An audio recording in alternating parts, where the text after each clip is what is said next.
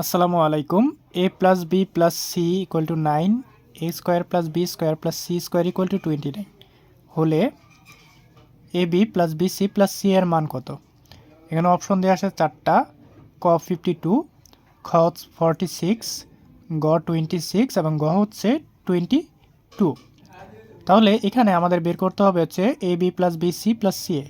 তাহলে এখানে আমরা a plus b plus c একটা ফর্মুলা জানি, a plus b plus c whole square equal to a square plus b square plus c square plus 2 into a b plus b c plus c a.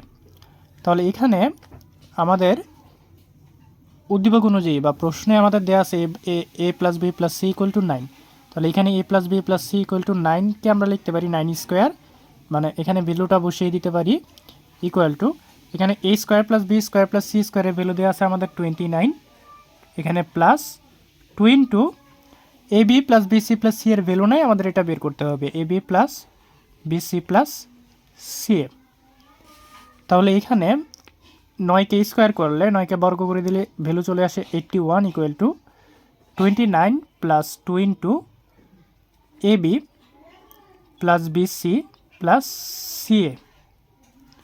তাহলে এখানে চলে আসে এই 21, যেহেতু এই পাশে প্লাস আকারে আছে আমরা অপর পাশে মাইনাস আকারে আনতে পারি। 81 minus 29 equal to 2 into a b plus b c plus c a.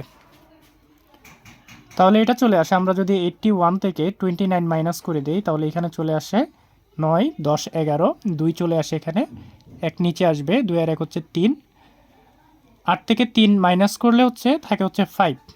তাহলে এখানে চলে আসে 52 equal to 2 into a b plus b c plus c a.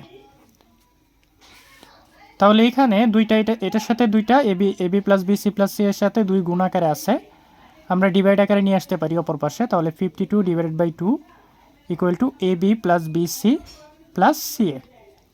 সুতরাং এখানে 52কে যদি আমরা 2 দ্বারা ডিভাইড করে দিই, সুতরাং a b plus b c plus c এর ভ্যালু চলে আসে হচ্ছে